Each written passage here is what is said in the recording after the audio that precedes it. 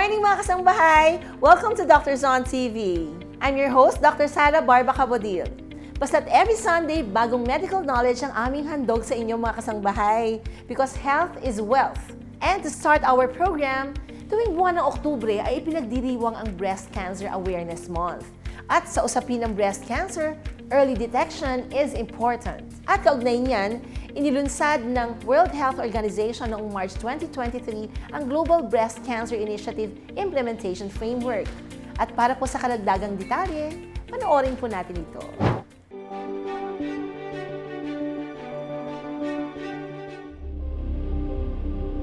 Layunin ng World Health Organization na mapalakas at ma-improve ang health system and management para sa mga may breast cancer. At dahil na rin sa kaliwat ka ng kaso ng breast cancer taon-taon na isa sa mga pangunahing dahilan ng kamatayan ng mga kababaihan, inalunsad ng World Health Organization ang Global Breast Cancer Initiative Implementation Framework. Dahil naniniwala ang organisasyong pangkalusugan na kapag ito ay naisakatuparan ay maaaring maisalba ang buhay ng mahigit na sa 2 milyong katao pagsapit ng taong 2040. Dagdag pa ni Dr. Tedros Adhanom Ghebreyesus, Director General ng World Health Organization, na nag-iwan ng mga salitang, "Together we can and we must succeed.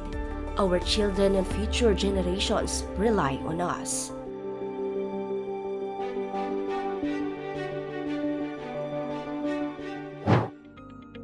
Naku, kaya mga kasangbahay, let's practice regular check-up kahit po na wala tayong mga nararamdaman sa ating katawan. Naku, lalo na kapag pinag-usapan ang ating mga dibdib. And before we go deeper, hindi po namin pwedeng kalimutan na imbitahin kayo na i-follow and i-subscribe ang aming mga social media accounts. Please like and follow our Facebook page at www.facebook.com/doctorsontv. And like and subscribe to our YouTube channel. Just type www.youtube.com/@UNTV News and Rescue. And you can actually send us questions and comments po sa mga pages na yan. Naku, kaya after liking and subscribing, i-share nyo na din po sa inyong family and mga friends. Naku, marami pa po tayong pag-uusapan maya-maya. Naku, kaya wag nyo pong ililipat ang channel. Doctors on TV, we'll be right back.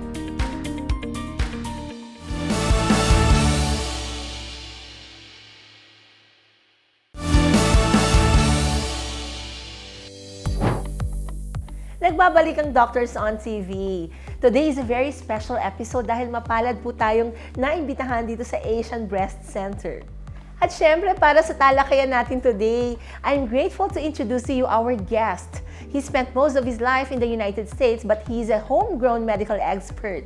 He completed his primary and secondary education at De La Salle College and his medical education at the University of Santo Tomas.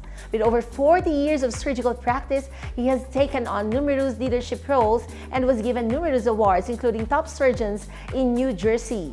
He has now returned to the Philippines to put up the Asian Breast Center, and he is currently an associate professor at the De La Salle Health and Science Institute in Dasmariñas, Cavite.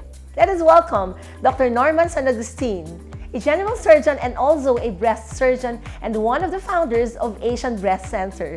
Good morning, Dr. Norman, and welcome to Doctors on TV. Thank you for having me. I'm very, very happy, very proud to be part of your team here, passing on the most important message, which is don't die from a disease that's 100% curable. Doc Norman, pwede niyo po bang ipakilala isa-isa kung sino po yung mga people behind Asian Breast Center? 3 main people involved in the development of the Asian Breast Center are Mr. De Lazario, Ambassador Quisha, and myself. And subsequently, other members of the board joined in, and now we have the Asian Breast Center. Yeah, I see. And paano niyo po napag-usapang magkakaibigan na magsosyo po kayo sa ganitong klase ng negosyo?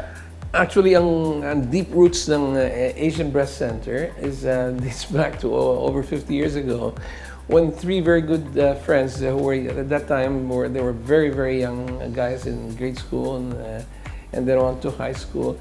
Si Mr. Ramon De Lazario, si head ng FINMA ngayon and founder, and Ambassador Quisha, was ambassador to the United States, and myself. As we graduated from high school and went on to college, we would get together, and these 2 gentlemen that I mentioned went on to be high achievers and did their contribution to help the Philippine society. I myself, however, I was not involved until several years ago when they kept asking me, ano naman, Norman, ano naman gagawin mo para sa bayan natin? Ginawa na namin ang kaya namin. That's when I started doing the research. I found out that there's this definite urgent need to take care of a very little-known pandemic called breast cancer. And it has one of the highest mortality among the different diseases among women. Unfortunately, nobody speaks up and stands for the need of the Filipino women. And therefore, we've tried to find a solution for this, and the solution was the Asian Breast Center. I see. And ito no, Doc, actually, very interesting itong logo ng Asian Breast Center, no? Can you like give us more information on how you came up with this? Rather very, very personal. And what happened was our only daughter, our only child, as a matter of fact, died from skiing accidents many years ago. And bad things happened, of course, obviously by her death, but good things subsequently developed when we started to form the Nikki Foundation and the offshoot of the Asian Breast Center. Here's the logo. What do you see here? You see a young lady wearing a pink gown, which stands for breast cancer, pink. And this unusual about this logo is that this little girl here has wings, and wings signify an angel, and she also has halo, which represents a saint. So here's a saint angel called Nikki. She's the angel and saint who brings hope to the millions of women who develop breast cancer, hoping for a cure. So there's That's so beautiful, Doc Norman. And well, sorry to hear about Nikki, and with all the advocacy that you have initiated. Okay, so I'm sure Nikki up there in heaven is very happy, and marami po kayong natutulungan, ano. Amen. And yeah, okay, so pero bakit nga po Asian Breast Center ang pinangalan niyo po dito? Well, we don't want to restrict the clinic just to. We could have called it Makati Asian Center or Makati Breast Center. Or probably just the Filipino market, no? We could have just said Philippines, but really we're trying to appeal just to all the women in the world that they should not die from a disease that's 100% curable. Yeah. Yun ang malaking tragedy dito. And slowly we're making progress to bring the message to the whole country, and hopefully the other countries will get the same message. And just like what you mentioned, when we talk about breast cancer, this is actually preventive. This can be prevented. And then once diagnosed, especially at an early stage, this can be cured. Okay? So, kaya napakaganda nitong ginagawa nyo. And, okay, so, actually, pag tinignan mo, the goal probably initially could have been very ambitious, no? Pero nakita natin ito, you have been doing this for the past several years. How many years already, Doc? Here in the Philippines or abroad? Yeah, here. Oh, here? Well, it depends what particular point in time you're referring to, because the concept, as I said, that was many years, but we actually set up this clinic here 2016, but then we had to put up the structures. The building was here, but we had to divide it into different rooms and giving the facilities, the equipment, and so forth. So by the time, and then we had to develop this, you have to have a permit to operate. Yeah, but prior to the conception of Asian Breast Center, so I mean, from the concept up to this day on, how long has it been, going? Well, I guess you can think of it loosely as 2016. That's when first we had to form the board and put in the investments. And after that, we had to build the infrastructure, which is the office that I think you're going to be showing in a few minutes. Yeah, I've been hearing about how good your facilities are actually, and paano po yung mga purchase ng mga machines, I'm sure ng mga equipments. I'm sure during that stage, that was very tedious, Doc. Yes, and very, very money and dependent. We had to raise the funds to be able to buy the equipment. It's not so much that they're expensive, but it's the equipment that are necessary to call yourself as a state-of-the-art center in breast diseases. And that meant having to bring in equipment that were not even available in the Philippines. And what that also meant is that you have to get approvals, and approvals don't come easy. So it just goes on and on. So, for example, the IORT, intraoperative radiation therapy, this is manufactured by Carl Zeiss from Germany. We had to bring it in here. Never heard of this term here before. And getting the permit took almost 2 years. So even though you can say we started in 2016, it wasn't about 2 years later that we got the permit to operate. I can feel your passion in helping and extending help sa ating mga kababaihan, Doc Norma. No? But, okay, so I would want to dig in there. So, what is your mission and vision here in Asian Breast Center? In general, it's really being able to to develop a standard of care equal that of the United States and other developed countries. And the mission is to be able to make the same level of care available to all women from all walks of life, whether rich or poor or middle class. It's available to everyone. That's a mission in itself. And more specifically, all the things that I said, dealing with breast cancer. So I guess, di ba sabi nila, if the intention is good, okay, so definitely your objective will definitely prosper. And siguro probably this is the success behind the 7 years of operation. It's a good thing mga kasambahay na nalaman natin yung mga ganitong klase ng struggles sa pagpapatayo ng business. At naku, hindi lamang po business yung mission and vision, kundi mas makapag-promote na din, lalo na po sa mga kababaihan, to encourage them to early screening. Since nandito na tayo, Doc Norma, naku, may we ask your permission, baka pwede niyo po kami i-tour dito sa inyong mga facilities here at Asian Breast Center para na rin po sa kaalaman ng ating mga viewers. It would be my pleasure to do that. Okay, and naku, para po pag nag-visit sila, aware na sila kung ano-ano ba ang mga steps dito sa Asian Breast Center.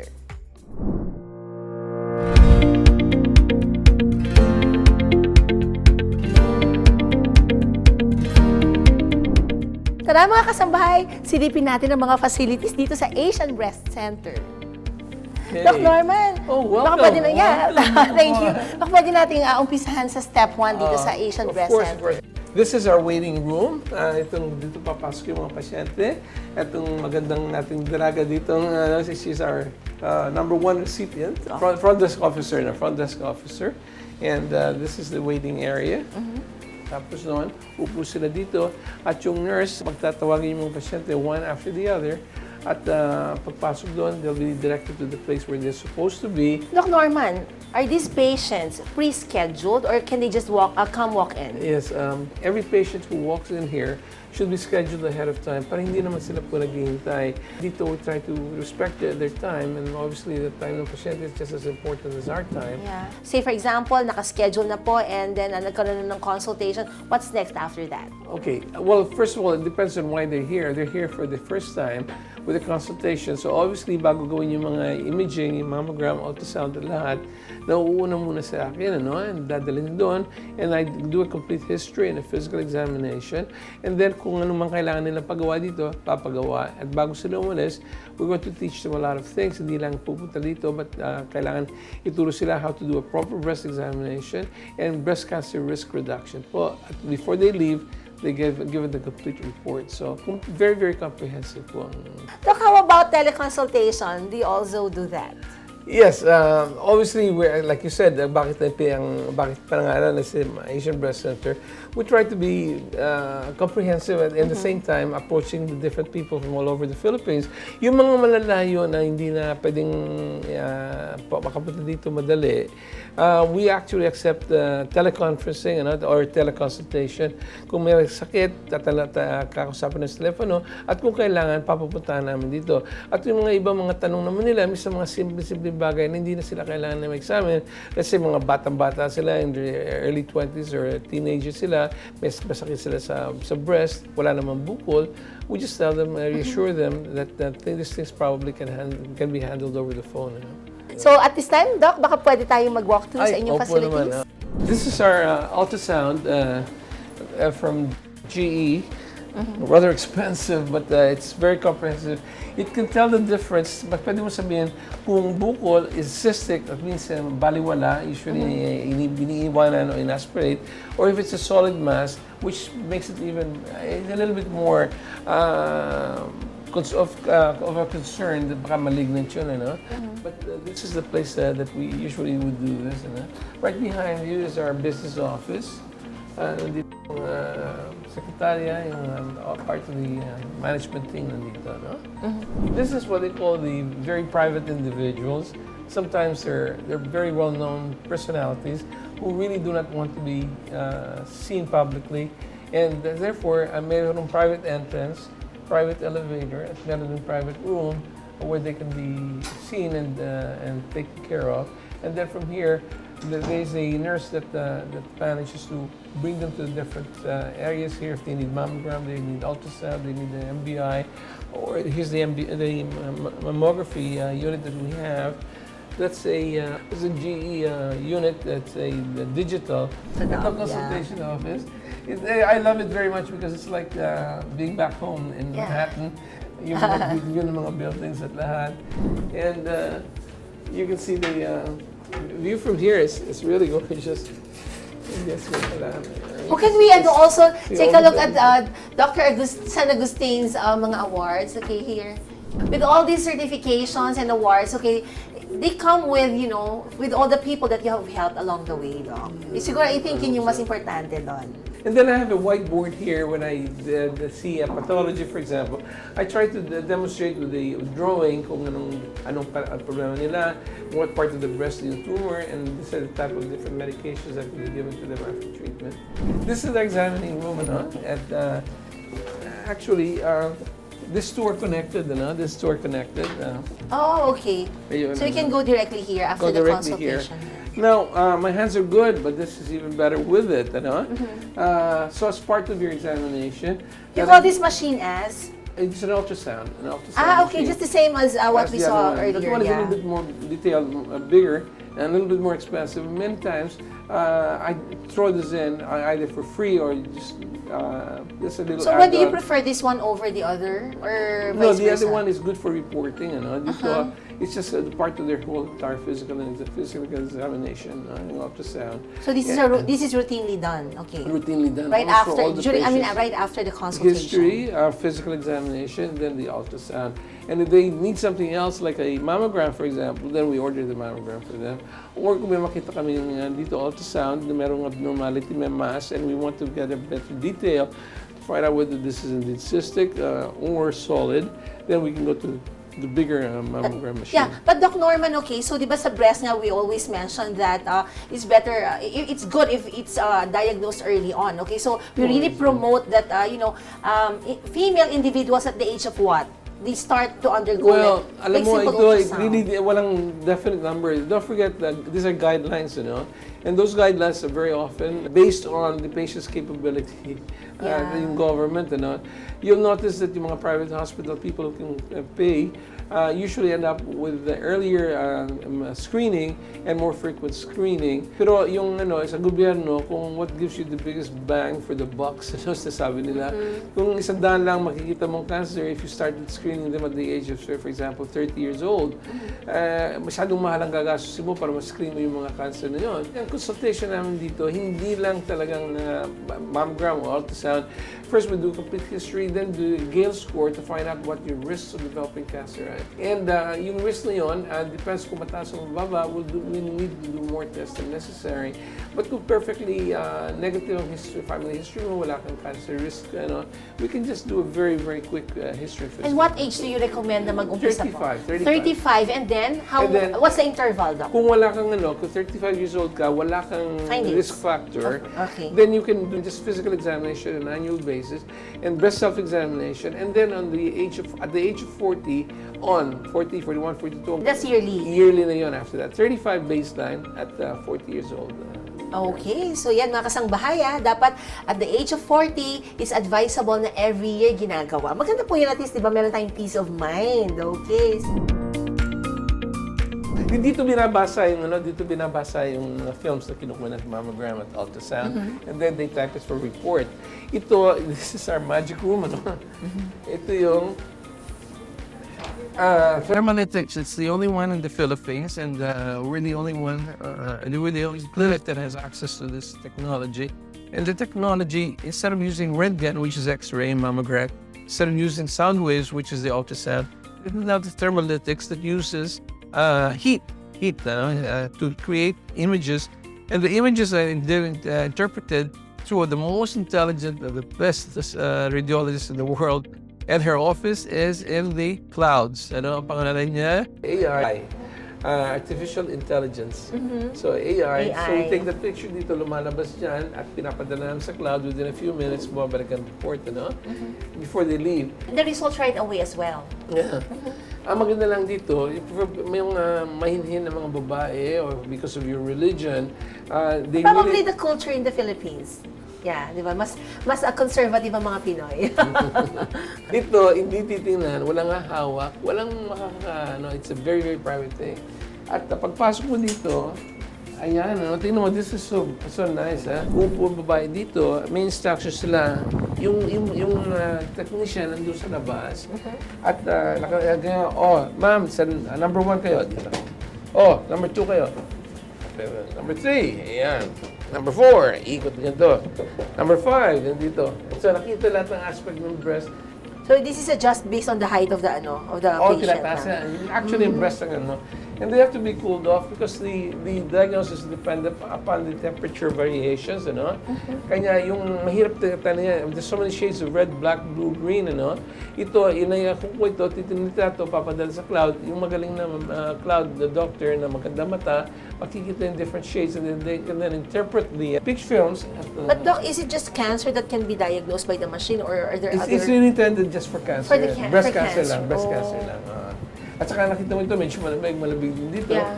Because ang dito, ang whole idea is breast cancer cells tend to reproduce very, very quickly, Pag nagpo-produce ka ng cells, mabilis, umiinit yung area yun, Pag nakita mo ngayon, different parts of the body, iba-ibang kulay, Yung area mag-reproduce na mabilis, makikita mo dito. And then, the doctor then interprets it, and then does an ultrasound-guided needle core biopsy, malalaman may cancer, wala. So, ayun, hindi High-tech, hinahawakan. Doc. Hindi hinahawakan, hindi nakikita, it's very private. And it's good for all ages, kahit na bata, kahit na matanda, at lahat, MBI, molecular breast imaging. Mukhang Donald Duck, di ba? Ito yung bibig niya, ito yung mata niya. Yung concept na napakatagal na sa Amerika, ngayon sa Pilipinas, hindi pa rin masyadong popular. But it is so important, ang ginawa ng gobyerno, they actually made the law out of it, the batas ito, the law out of it. Ang tinatawag na breast density. Meron ng parang A, B, C, D density. Density, yung wala ka talaga makita, puting-puti.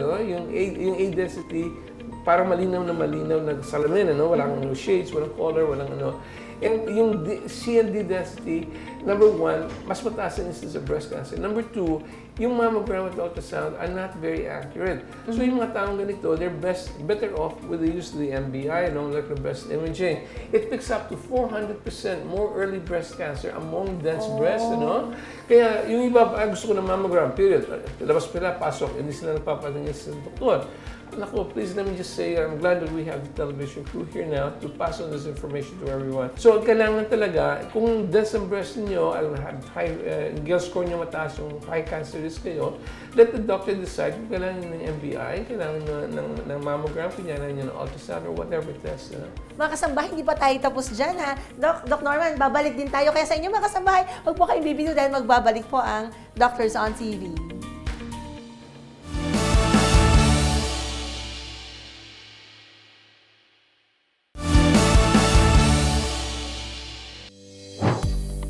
At para pa rin po sa pagpapatuloy, kasama pa rin natin si Dr. Norman San Agustin, a general surgeon and also a breast surgeon and one of the founders of Asian Breast Center.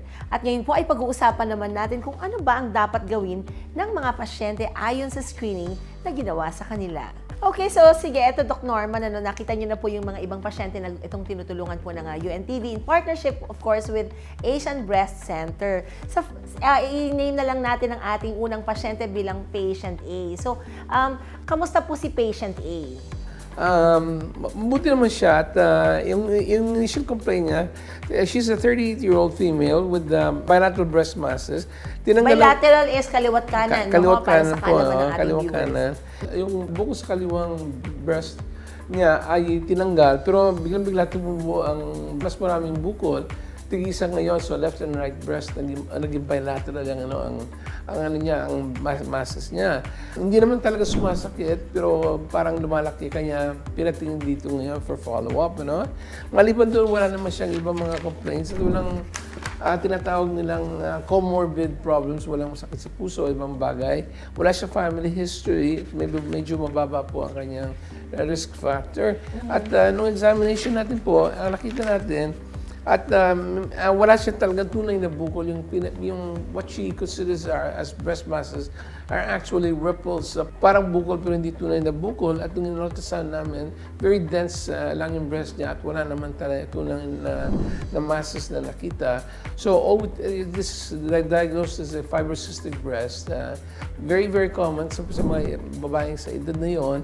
Kanya po ang papayo lang namin to avoid yung apat na C. Yung actually in English it's coffee, tea, chocolates, and soda. No? I guess cafe, cha, chocolate, at Coca-Cola. Coke. Because all the four of them, what they have in common is caffeine. So try to avoid the caffeine. Do your breast self-examination. Make your relatives promise that they're not going to develop breast cancer. At yung breast cancer risk reduction, weight reduction, cardiovascular activities, and most important of all, stress management po, no? At just to come back in several months just for follow-up. Yun lang ang pong payo namin sa kanya at walang kailangan na surgery at walang kailangan gawin, no? Okay, so Doc, so basically, our first patient, wala po siyang dapat ikatakot. So, kailangan lang din na regularly mag-monitor. So ano po yung advice nila na yung perfect interval in monitoring the said patient? Breast self-examination. Yun ang nasasabi na kung ibang mahalaga ng minsan ibang doktor, they spend 5 minutes with the patient, they don't do a breast-side ultrasound, hindi nila ginagawa yung mga pagbigay ng payo kung anong gagawin nila para hindi maulit ito problema o mas maging malala yung problema at tapos pinapaalis na lang yung pasyente and they don't benefit from the experience of the doctor to do yung tinanong mo, no? Yung breast cancer risk reduction. So ito yung sinasabi, pinapayo sa niya, huwag silang uminom ng kape, tsokolate, cha, at Coca-Cola. All of them contain caffeine and if you do that, that sometimes helps reduce the incidence of breast lumps and it makes follow-up very, very easy at hindi masyadong nag-worry at nag-aalala yung mga pasyente, no? At simpleng payo, simpleng gawin, no? Stress management is another thing that I should emphasize. Yung mga pag na-stress, tanggalin nyo, palitan nyo yung stress. You mentioned about caffeine, okay? So, how has it become a factor, a risk factor to develop breast cancer? This is not written in stone, ano? Pero you can't do anything really about fibrocystic breast. And sometimes we found that yung mga taong maraming bukol sa breast nila at mahilig uminom ng kafe, yung not cafe, but caffeine in general, no? Coffee, tea, chocolates, and soda, or cafe, cha, chocolate, at soda. Coke, I guess is an example, no? If you can avoid those, consistently do on a monthly basis yung breast self-examination mo. And you should be taught by a breast center who really does nothing but breasts. And para may very effective, nakikita ko yung mga ibang, sabi ko nga sa kanila, always use your opposite hand. Right hand, left breast, left hand, right breast. Sa tawag daw, cross. Okay, so that's actually good news po sa part ng first patient natin. Now, how about naman ating second patient, si patient B? Kamusta po? Second patient B. Yeah. This one is about the same age. She's 32 years old. Babae at ang complaint niya is bukol sa kaliwang breast na unang napunan noong December 22nd. Subsequently felt bilaterally on occasion with accompanied by some ache, medyo kumikilot lang na tipo. Wala pa siyang previous imaging, walang mammogram, walang ultrasound. At pero wala naman siya family history ng breast cancer. Pagkatapos po, wala naman siyang adequate comorbidity. On examination po, yung breast niya very dense, nodular, ang parenchyma niya, yung substance ng breast niya. And, but there were no discrete masses. Wala pong bukol na nakikita doon sa nasyon. Diagnosed again, here's fibrocystic breast. And the treatment are, I guess, monthly breast self-examination. Tinuro naman sa kanya paano proper way of examining the breast. And breast cancer risk reduction, pag magpapataba, kumain tayo ng pagkain na paborito ng breast cancer, yung mga matataba, lechon liyapo si Charon, yung mga matatamis, yung mga halo-halo, ice cream, braso de Mercedes, yung mga gano'n, medyo bawasan ng konti. And then pagdating niyang 35 to 40 years old, she should have her baseline mammogram po at and then followed hereafter after the age of 40, yearly mammography, no? Yun lang. Okay, so basically yung surveillance na sinasabi. Surveillance, yes, thank you. Actually, that's one important note that I've been hearing sa inyo mula kanina, no? So basically, dito pumapasok yung advocacy ng Asian Breast Center. Thank you po. Huwag mamatay sa sakit na Sakit. napakadaling gamutin. And how about the third patient, Doc? The third one is interesting because she's the youngest, and yet she's the one that we have to really watch out very carefully because she complained for a right breast mass for many years with occasional ache, and she was previously diagnosed to have F.A.C.S, for which 2 cysts were previously removed, kahit na 25 lang siya, no? Cap A lang siya, dalawa nang tinanggal. By the time she's 35 years old, wala na yung breast niya, puro bukol tinanggal, wala na natira, Cap A lang yung breast niya. So, usually we're very careful about this. Kaya importante yung mamili kayo ng mga doktor na hindi masyadong mahilig mag-opera, no? Very often, ina-aspirate lang na ito at hindi na kailangan. At kung Cap A yung pasyente, minsan yung pag tinanggal mo yung bukol, wala na matitira kundi nipple, and then that doesn't look very nice. And I think it's very unfair. Hindi tama sa mga batang babae na mawala sila ng breast just because hindi naninigurado. And one of the words that I hate is, sigurado ka ba? Hindi po, o tanggalin na natin. Okay, pero Doc, I'm surprised na you being a breast surgeon, you don't really encourage na miya't maya talaga magkakaroon ng surgical removal of this cyst, no? So, I mean, you go for conservative management as well then. No, I don't go for conservative management. I go for what's the proper management. Ito problema, At yung breast surgery 20, 30 years ago was really a general surgical surgeon's field, And lahat ng mga general surgeon, 5 years of residency, yun ang ginagawa. But the management of breast cancer has become so sophisticated, so difficult and complicated that you really need several years of training to be able to apply the proper treatment every month. Well, as I was saying, it's so interesting that attend the American Society of Breast Surgeons. For the first few minutes before the meeting starts, I sit down there and I think I'm the smartest guy in the room. And later on, I find out that the things that I've been doing the past few months have actually been obsolete and new things have come up. Ang sinasabi ko lang dito, ang kasabihan na this is not your grandmother's Oldsmobile, Hindi yung ginagawa nung araw, yun ang tama ngayon. At nagpapalit ito. That's why breast cancer management is so exciting because it's so dynamic, Nagpapalit siya by the day, by the month, by the hour, at new things come up. So basically, breast cancer is not really a death sentence. Absolutely not. Pero huwag kayong maghintay. Don't don't challenge Mother Nature, Yeah. Huwag kayong sabihin, Mother Nature, maghintay ako ng isang taon. Anyway, may mga bagong gamot na dyan. No. Early detection treatment, the only way that you could really get away with the breast cancer, Madali pong gamutin, murang gamutin, basta magpatingin lang po kayo. And don't wait for symptoms. Huwag kayong maghihintay na may bukol na. Huwag kayong maghihintay na masakit na. Huwag kayong maghihintay na dumudugo na. Lumalabas na dito yung monster sa breast niyo. 35 years old, magpa-baseline mammogram kayo. Pag the minute na meron ng lump, na meron ng bud na lumalabas sa lipon niyo, kahit 13, 14 years old kayo, magtuto kayo mag-do your breast self-examination. So at the end of the day, Doc, talagang dapat talaga, individuals should be proactive rather than being reactive. Okay? Kasi syempre, maganda, alagaan mo yung sarili mo. Huwag ka na mag-intay na may maramdaman ka pa, di ba? Kasi, or as the moment na may maramdaman ka, baka mamaya, it's late already. Okay? And we should prioritize our health. Kasi diba, we always say that health is wealth. Everybody talks about the expression health is wealth, but how many of you actually believe it, Minsan nag-attend ako ng mga weddings, mga parties, salo-salo. Makikita mo may sa table, mga prominent people from beautiful homes, beautiful families, beautiful place. At tapos, tanong mo, when was the last time you had your mammogram? Ang ganda ng weather ngayon. They change the topic because many of them, even in the 60s, 70s, never had a mammogram. They come up with all kinds of excuses. Nakakawa yung mga tao yan pag namatay sila, That's a breast cancer. Pagkatapos pag nakaroon ng cancer, ay mamamatay naman tayo lahat. Hindi naman yun. Ang pinag-usapan dito, paano ka mamamatay. Yeah, of course. And breast cancer death is very, very painful and very difficult. Bago ka, yung cancer sa breast mo, bago pumunta yun sa ribs mo, kakainin mo na yung ribs mo, bago pumunta sa baga, kakainin yung baga mo, patas yung dilipat sa liver mo, kakalat sa tiyan mo, bago pumunta sa utak mo, bago ka mamatay, So it's a slow, painful death, and that's something you want to avoid. It's not when you live or die, it's what quality of life you have. And this is really very easy and very cheap to treat. Basta patingin lang po kayo, please. Ayan, naku mga kasangbahay, nakita nyo, Dr. Norman San Agustin here has been reiterating the importance of, taking good care of yourself. 20% lang of patients with breast cancer will have family history. May pasyente ako, advanced yung pasyente. Tagal lang niya inaalagaan yung bukol.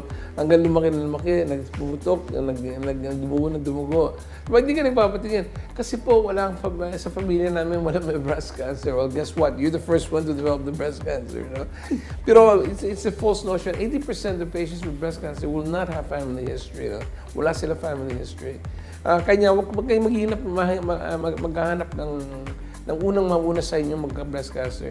Basta babae kayo, laki kayo dito sa Pilipinas, already 1 out of every 4, 25% chance of developing breast cancer po. At magpatingin kayo, please, magpatingin kayo. How about, Doc, yung take nyo on, checking their hormones regularly? I mean, checking their hormone levels rather. No, that has nothing to do with it. But that's a good question though. What do hormones have to do with breast cancer? Well, it has a lot to do with breast cancer. In fact, may mga cancer na mas importante kasi sa size ng tumor, type of tumor, and stage of tumor is the tumor behavior. Nagtatawag ng tumor, whether they have ER/PR positive or negative or HER2/neu.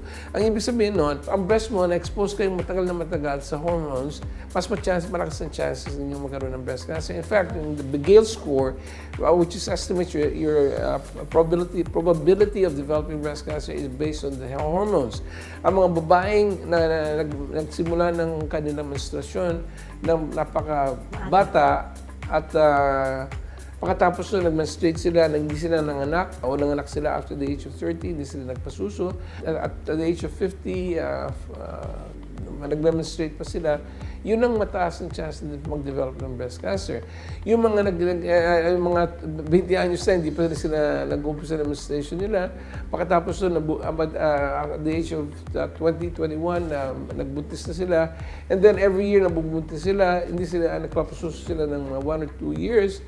Pagdating nila ng let's say mga 39, 40 years old, menopause na sila, yun ang mahinang chance na magka-breast cancer. Bakit? Hindi sila nag-menstruate hanggang 19, 20 years old. So wala silang estrogen, progesterone problem doon. Pagkatapos na nabubuntis sila, what happens when you get pregnant? Very simply, when you get pregnant, you don't menstruate, right? Doon. So, mababa ang estrogen progesterone ninyo. Tapos nagpasuso kayong matagal, tapos pagkatapos nyo 2 years, nabuntis ka na naman, wala na naman menstruation yun. So, if you have a dozen kids, by the time you're 39, 40 years old, you menopause, boom, isang beses ka na nag-menstruate. Tapos nag-asawa ka na, buntis ka, yung pagmula nun, hindi ka na nag-menstruate. So these are the people who are virtually free of cancer. No? Pero hindi naman free of cancer, pero no illness sa cancer. Yeah. No? So yung question was very pertinent. What does estrogen progesterone have to do with your chance of developing breast cancer? And it has a lot to do with it. Patients.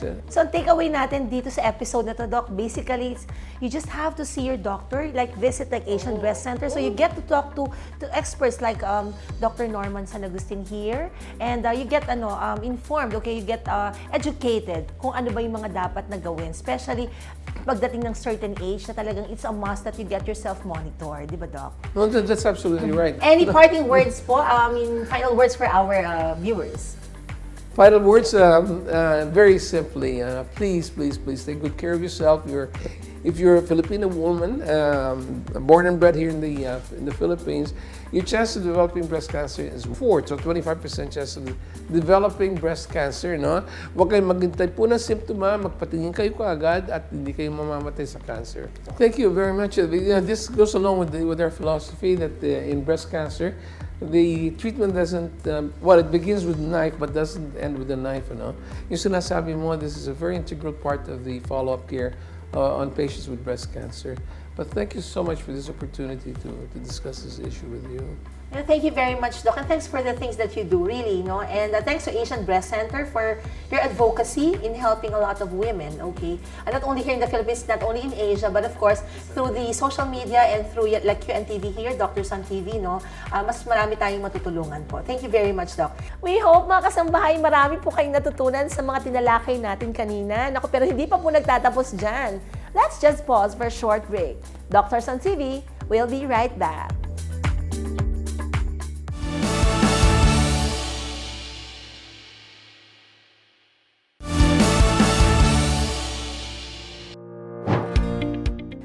back mga kasambahay! Naku, pero syempre bago po tayo magtapos, ay gusto ulit namin pasalamatan ng Asian Breast Center sa pag-imbita ninyo sa amin at naku, maipakita po sa publiko ang inyong mga pasilidad. At para po sa mga karagdagang impormasyon, panoorin po natin ito. Asian Breast Center is a premier healthcare facility dedicated to breast health and wellness. It specializes in breast cancer diagnostics, treatments, and disease management, offering state-of-the-art technologies in treatment guided by American standards and guidelines. Visit their Facebook page at facebook.com/Asian Breast Center PH. The Asian Breast Center is located at the 8th floor of Centuria Medical Makati, located in Kalayaan Avenue corner, Salamanca Street, Barangay Poblacion, Makati City. The center is open Monday to Friday from 9 a.m. to 4 p.m. except holidays. To get the best level of care, you can book an appointment by calling their mobile number at 0917-127-3278 or send inquiries through email ask.abc@asianbreastcenter.com. Breast cancer is curable and treatments are affordable when detected and diagnosed early. And that brings us to the end of today's enlightening episode. But before we say goodbye, please watch this. Watch these snippets for the upcoming episode on Sunday. Please, please, please. The treatment begins with a knife but doesn't end with a knife, ano? Yung post-operative care ninyo, yung follow-up care ninyo, yung surveillance ninyo, yung mga preventions to keep it from coming back, yung mga nabanggit natin earlier here, napaka-importante po yung diet ninyo, yung activities ninyo, yung mental attitude ninyo, lahat importante po yun, no? To make it a really holistic type of medical care. At yan po mga kasambahay ang aabangan natin sa susunod na linggo. And as we wrap up today's episode, we'd like to extend our gratitude to all our viewers for their continued support. At bago po tayo magtapos, of course, I would like to greet syempre ang aking nanay who's celebrating her birthday in heaven. Nanay, happy birthday. I miss and I really love you. Miss na miss ko na kayo ni tatay. And of course, minabati ko rin yung aking kambal, si Iyo and si Iya, and si Doc Alain, and of course, si EJ, and mga pasyente po natin sa Barba-Cabodil Health and Wellness Center. And of course, sa inyo pong lahat na laging nanonood dito sa atin, we hope you found this discussion very informative, empowering, and inspiring. Remember to follow us on social media for updates. Don't forget to tune in next time, God willing. Muli po, maraming salamat po sa inyong lahat. Ito po si Dr. Sara Barba-Cabodil. Let's make it a habit to learn about good health. Only here at Doctors on TV. Special thanks to A.M.B. Jose Antonio, Executive Chairman of Century Properties Group, Incorporated. Mr. Jose Marco Antonio, President and CEO of Century Properties Group. Mr. Ray Di Maano, General Manager of Centuria Medical Makati. Ms. Ann Ramos, Sales and Leasing Manager of Centuria Medical Makati. Ms. Roxanne Carumba, Property Management Office Manager of Centuria Medical Makati. Ms. Reyes Pistaño, Operations Manager of Asian Breast Center Incorporated. Mr. Leo Angelo V. Santos, Transformation and Business Development Director of Asian Breast Center Incorporated.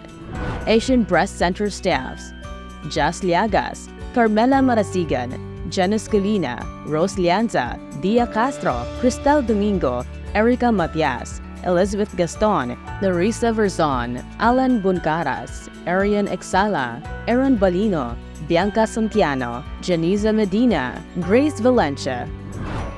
We would like to thank Adlaon Optical, located at Grand Floor Super 8 Warehouse Poblacion, Baliwag, Bulacan, 0922-878-5911, and second floor Aliw Complex, MacArthur Highway, Calvario, Meycauayan City, Bulacan, 0922-861-2095. Lindison Gas Corporation, located at 179 National Road, Landayan, San Pedro, Laguna, 4023. For inquiries, you may contact them at 02-8824-0867 or 02-824-9360, or you can email them at lgsalesco@gmail.com. Clinica Figura, located at Entrata Building, Philinvest, Alabang. You may contact them at 0917-317-7272.